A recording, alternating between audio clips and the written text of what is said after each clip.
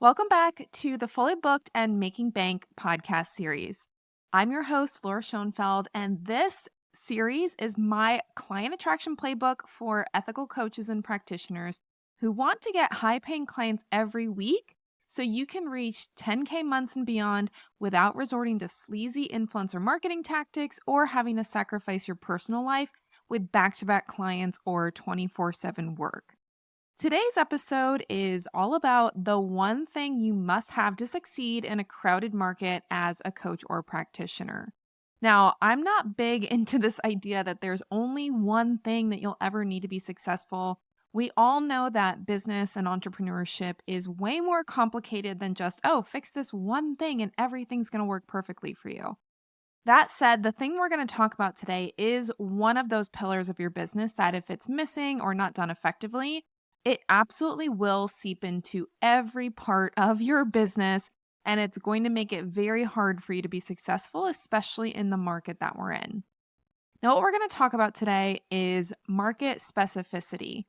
And we'll talk about why market specificity is going to make or break your success as an online coach or practitioner, as well as what market specificity is and how to actually create the level of specificity that your business needs for it to be successful.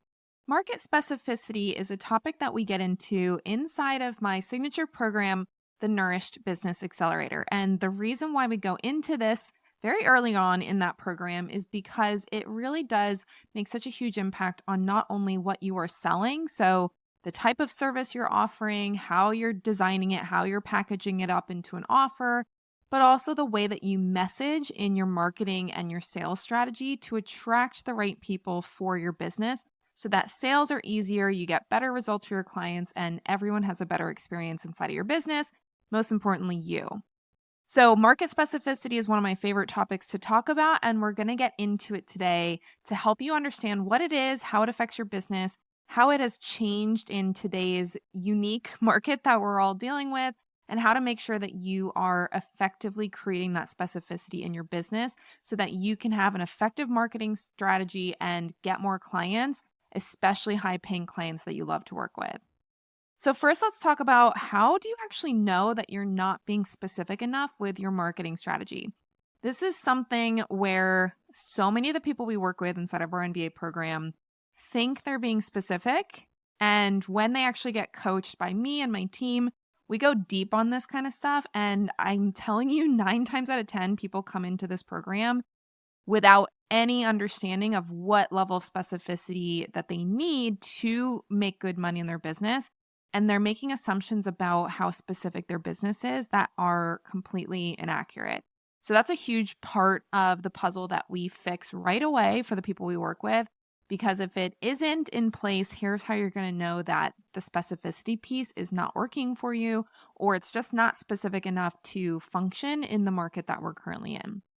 So the first and most important is related to your content creation.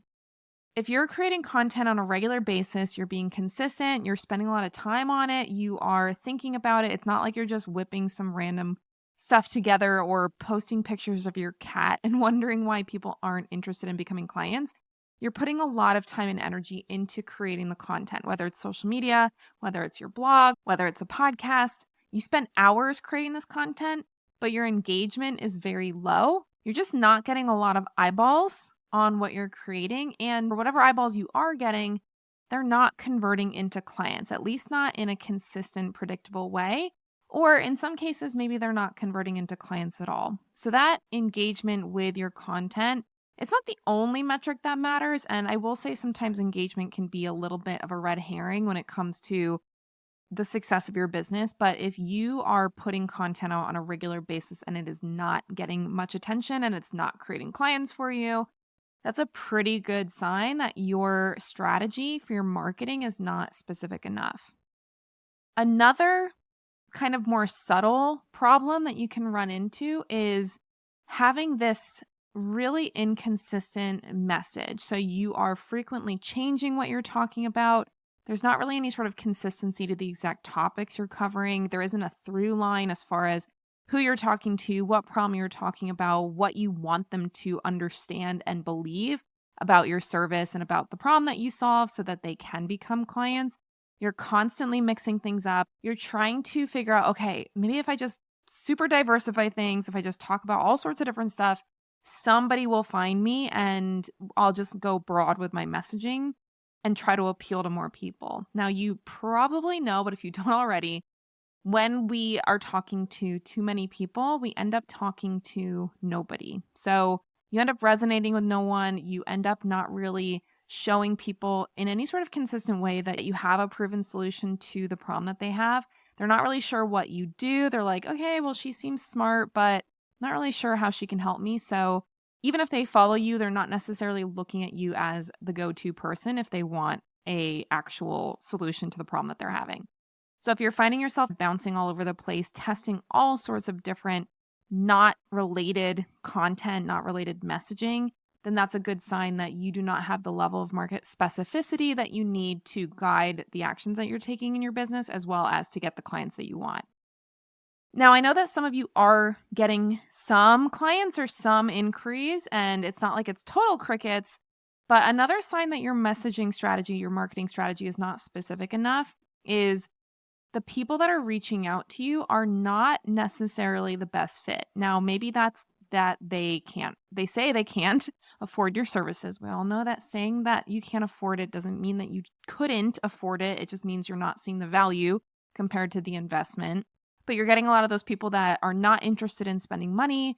They are really not that committed. They're kind of just trying to pick your brain as opposed to actually looking for a paid service. Or even if they are interested in spending money with you, they're not necessarily the people that you're best qualified to help. There are people that maybe aren't the best personality fit. There's just so many different things that can come up when it comes to the kind of people that are reaching out. And the reason why I'm familiar with this is because when I first started my nutrition business back in early 2014, I was very broad with my messaging. I was not specific. And even though I could get away with it more back then than I can, or that anyone can 10 years later, I still was getting such a wide variety of types of clients, and it meant that I was getting a lot of people that I wasn't super confident in how I could help them. The amount of work I was putting in to serve them was so much higher because I was having to learn all these new things. I was having to research stuff all the time. I was trying to experiment with different approaches that were based on the best available evidence, but I didn't have a lot of experience because I was serving so many different types of people. So whether they're not a personality fit, whether they're not ready to invest, whether that's money or time or energy into your services, or maybe you are just stretched really thin with trying to help all sorts of different types of people with all sorts of different problems, those are really strong indicators that your marketing strategy is not specific enough. Another unusual sign is that the people that do sign up with you, a lot of times they are not sticking with your program. Now, I had this experience when I was newer in my nutrition business where somebody would sign up to work with me. They would spend a decent amount of money. They would commit to the certain time period that I was asking them to, but they wouldn't actually show up as much as they needed to, or they would get through like half the program and then just stop showing up totally. Like I literally had people who fully ghosted the program. They didn't ask for a refund. They didn't express any sort of dissatisfaction with the experience. They just weren't super committed to getting the result that we had talked about working together on. And I really do believe that a lot of that had to do with this idea that there wasn't a clear result that all of my clients were working towards. And it meant that I was attracting people that really were not clear on what they actually wanted for themselves. And when they weren't clear on it for themselves, it made it harder for them to be committed and stick to the plan, stick to the process, and actually show up for what they invested in. So I know that this is probably less common than either not getting inquiries at all, getting bad fit inquiries, getting people who are not in your wheelhouse as far as your expertise is concerned. But if you get people to sign up and they're not really actually fully invested emotionally in the service, or they kind of drop off over time, they don't renew when even though you know that they need more help and they're not done yet. If that's your experience, that can be another indicator that your marketing strategy is not specific enough. So those are just a few of the things you can be looking for. Everything from a lack of interest or engagement in the content you're creating to people saying, oh, this isn't the right time, or giving those money objections on sales calls, signing up people who you're not really feeling very qualified to help, and you feel like, I don't know if I can even help these people, or if this is even the best fit for us to work together. Or you get somebody that even though you know you can help, they're not super on board and they aren't as committed as you want them to be to actually get the result that you know you can help people get. So those are just some examples of what can show up when you're not specific enough in your market. And I think the big reason why people shy away from being specific is because there is this belief, and I get why it's a belief, and I feel like I might have been there myself a few years ago, but there is a belief that by getting too specific with your target market, it means you're going to leave money on the table. You're going to have less people interested in working with you. You're going to be turning away people, and it's actually going to hurt your business rather than help it. So if that's something that you've been believing, then it's no wonder you've struggled to get specific in your marketing, in your messaging, in your business altogether. Because if you think it's going to hurt your business to get specific, then why on earth would you do that, right? We're not going to make decisions for our business that we think are actually going to hurt our business. Now, the reality is, after not only building my own multi-six-figure business over the last 10 years, but also helping hundreds of other coaches and practitioners build their businesses successfully, I can tell you with absolute certainty that it is actually the opposite. A clear, specific, and profitable target market or niche or market specificity, whatever we want to call it. Having that clarity and that specificity of your target market is a non-negotiable, not only for you to be able to stand out as a go-to expert online, but for you to be able to attract high-paying clients who you enjoy working with and to be able to serve those clients well. So that's why I was saying before that this is one of the few things that I say is an absolute essential, a must-have for you to be successful in your business. And if you're missing this one thing, this market specificity, you are going to struggle to have a successful business. And especially in the market that we're in, it's going to be very hard for you to get clients or to get clients that you're excited to work with. Now, I want to get into some education about market specificity.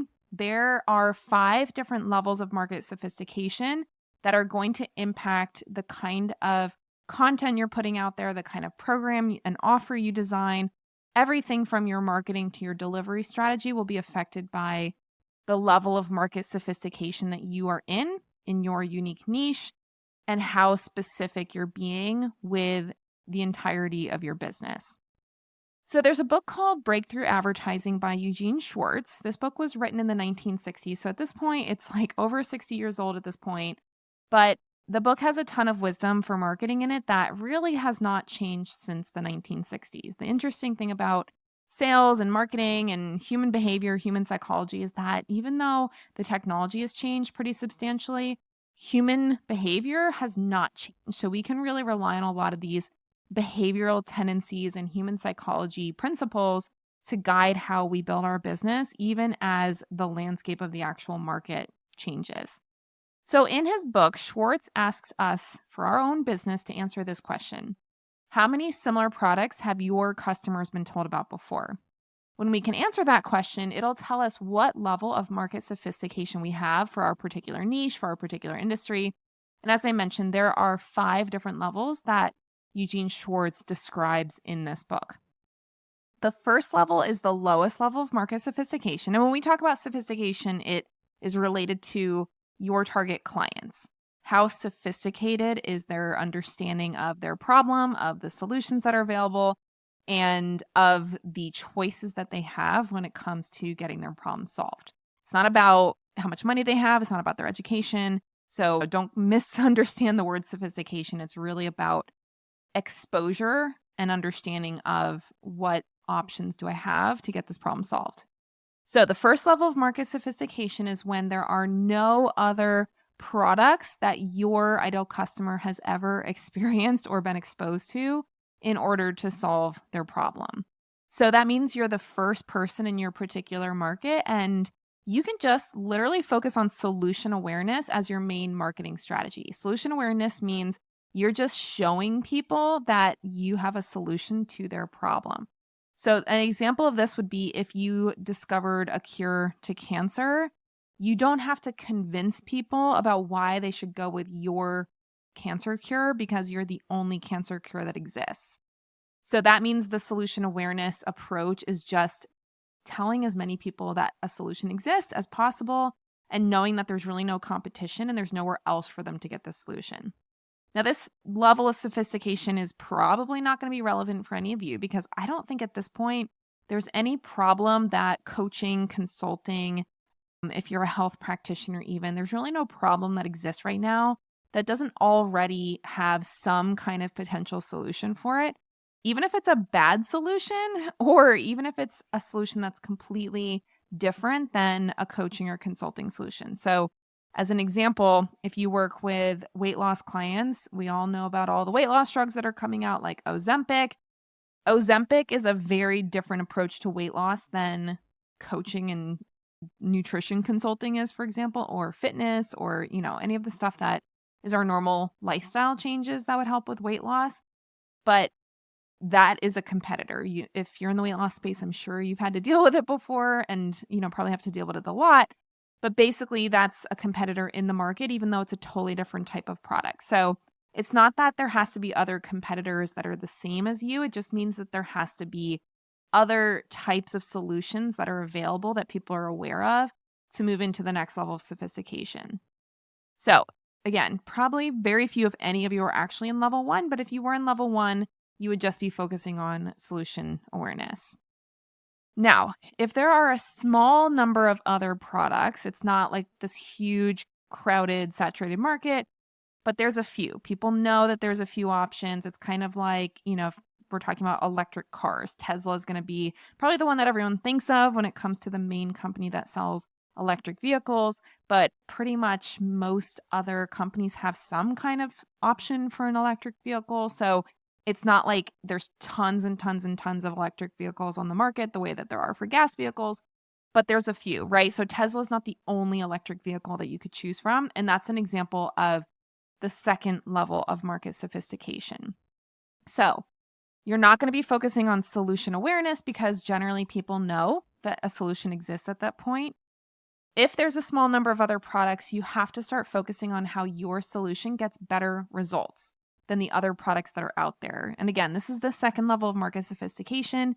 In the case of the electric car industry, Elon Musk needs to demonstrate that the Tesla is the best electric car on the market.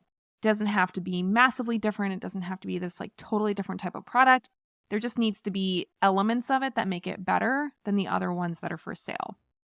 Now, again, this is still unlikely in the current market for coaches and practitioners. It's going to be rare that you're solving a problem that there's very few other solutions for. But maybe you're in a unique niche that doesn't have a lot of other options. I definitely have worked with people before that they didn't have a lot of competition. So if there's very few people doing what you do, then you can just focus on how your solution for their particular problem gets better results than the other method that they've tried. Now, if there are many other products and maybe your prospect has actually bought a few of these products and they haven't worked for them, this is the third level of market sophistication. And at this level, you have to show them that you have a new methodology. So at this level, it's not enough to just say that you do a better job at helping your clients get results. You actually have to be able to show them that the way you get results for your clients is very different or completely different to the things that they've tried before. So going back to that weight loss example, Ozempic is a totally different way for somebody to lose weight compared to things that they've tried before, which is one of the big reasons it's so popular. Obviously, it also, quote unquote, works well. And we're not going to get into a philosophical discussion about weight loss medication. But if somebody has struggled with exercise, with diet, with all those lifestyle changes, and now there's this new drug on the market that works really well and it's simple and it doesn't require, willpower or, it just has this really powerful effect.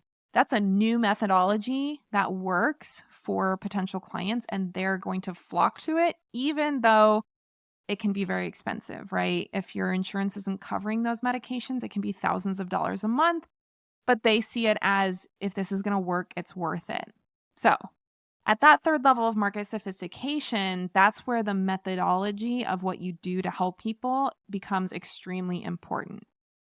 This is the level of sophistication that the vast majority of you listening are going to fall into, because there are enough people out there in your industry doing what you do, solving the same type of problem that you solve, and in many cases doing it in a similar way. And I'm not saying that to worry you or stress you out. It's just the reality of the market. It's the same thing for me. There's a lot of business coaches out there that work with coaches and practitioners, right? I'm not the only one out there. So that means that I have to really dig deep into what is my methodology that is different and unique and more effective and more attractive to my ideal clients, that is different than what they have already tried. So that's why with this level of sophistication, we have to get really, really clear on how we help our clients, not just what problem we solve and who we solve it for. Now, if there's other products using a similar methodology, your market is at the fourth level of sophistication. And now it kind of comes a little full circle where you have to focus on how your methodology is better than others using a similar methodology.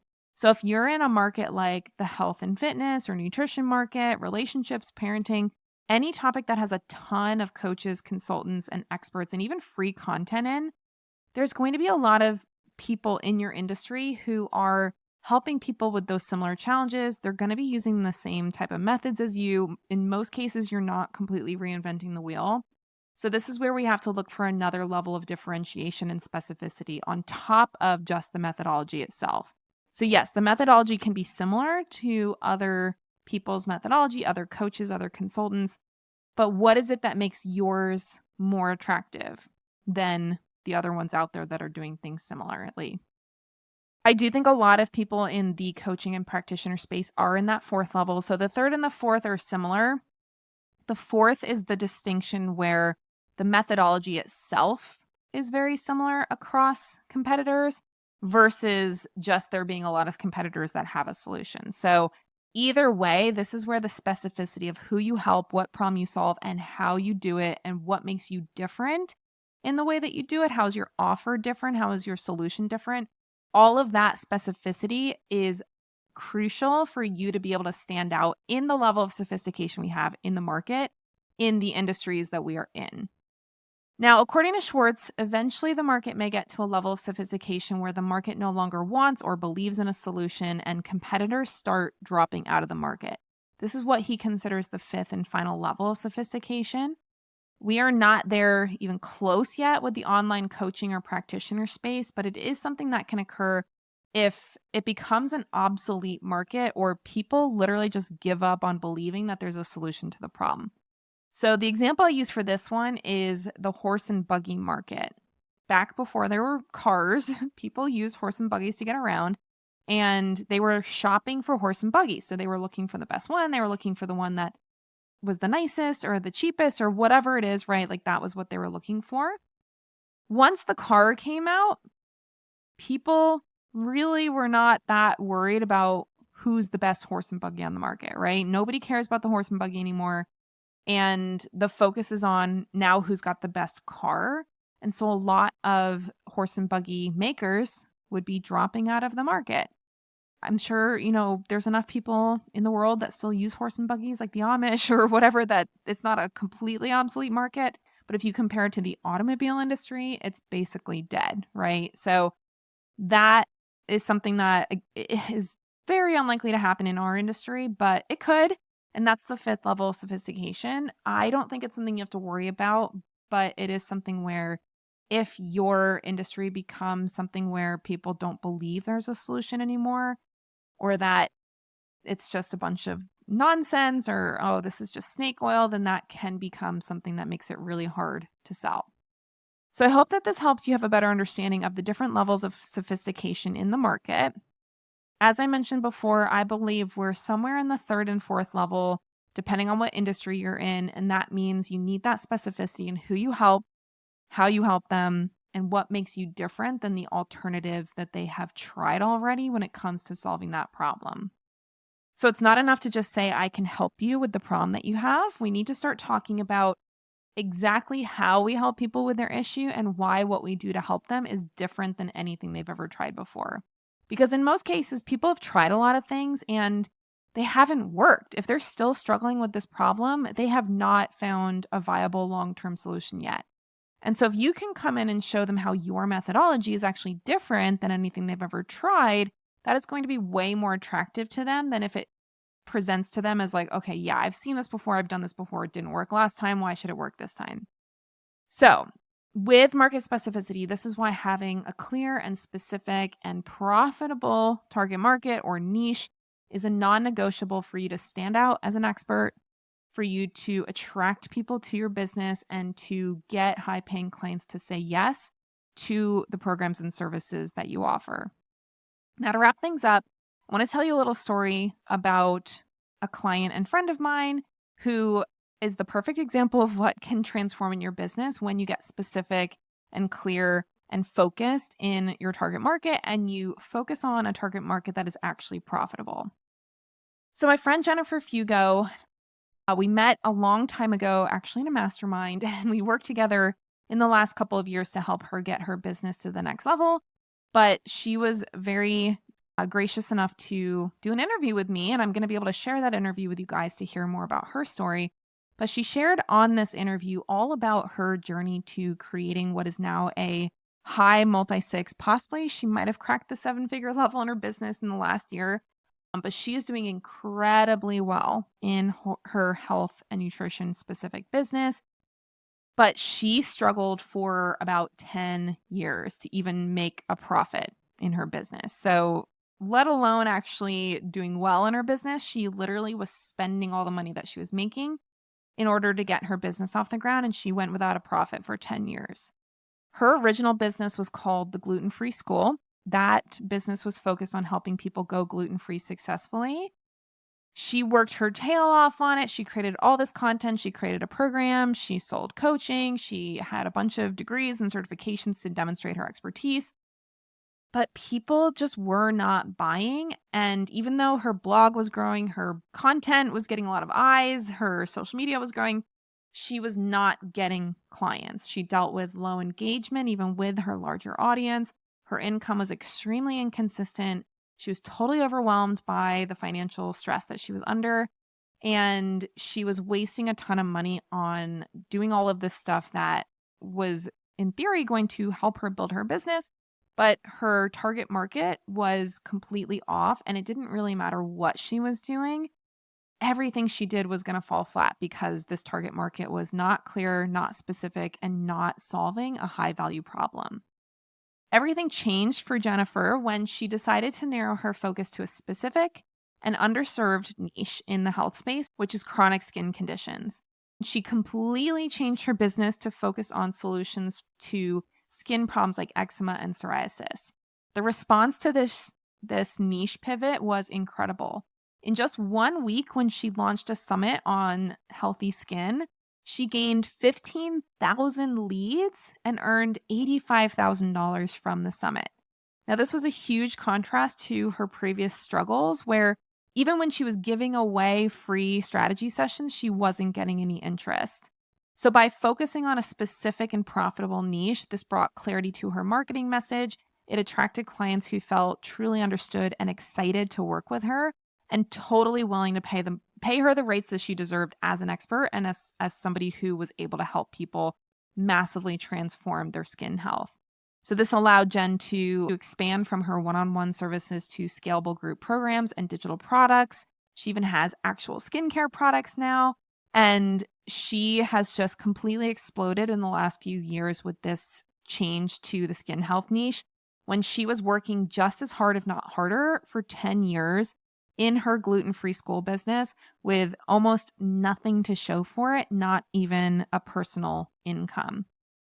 Jen's story shows just how powerful niching can be and how that decision can literally be the difference between a business that makes zero money and a business that makes high 6, even 7 figures of revenue every year.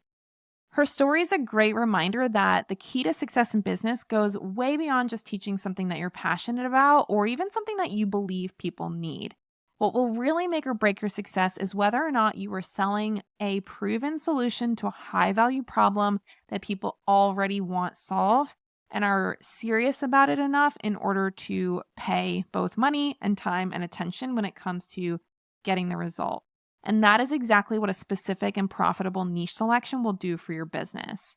I truly believe that to stand out in the market we have now, the crowded market, the saturated market, the market where there's so much noise, there's so much free content, there's so many competitors, you absolutely must have a clear niche and a specific methodology that solves a specific high value problem. So ultimately, that's what a niche is. A niche is, who do you help? What problem do you help them solve? And what is the way that you help them solve it that is unique to you, that's going to be more effective for them? And that is what we help every single one of our clients at all levels do effectively, because it literally will be the one thing that can make or break the success of your business, both in the short and in the long run. So I gave you a little sneak peek of Jen Fugo's story. If you want to hear Jen's full story in her own words, it's super inspiring, kind of crazy. I learned a bunch of stuff that I didn't even know about as far as how much she struggled in her original business before everything turned around. If you want to hear this story to show you what's possible in your business when you get clear and specific with your niche and your marketing strategy, go to lauraschoenfeld.com/inspire to listen not only to Jen's transformational experience, but to 5 other incredible clients that I've had the pleasure of working with over the last couple of years to help them grow their coaching and practitioner business to multi-six and even 7 figures without burning out or having to use sleazy or unethical marketing strategies to get there. These inspirational stories are incredible.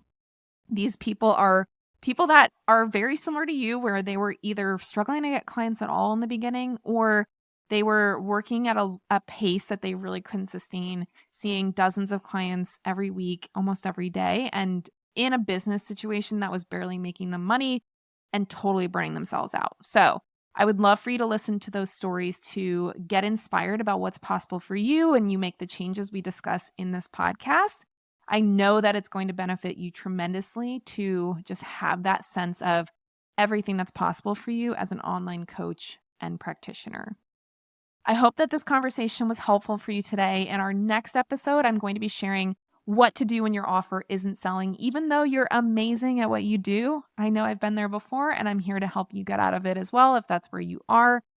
We're going to dive into the common mistakes that make your programs invisible to potential clients and how to transform what you're selling into an irresistible offer that practically sells itself. I'll look forward to seeing you on that next episode. In the meantime, let me know on Instagram at Laura Schoenfeld RD. What are you learning from this podcast? I'd love to hear what kind of questions you have and just to make sure that you're getting everything that you need out of this limited series.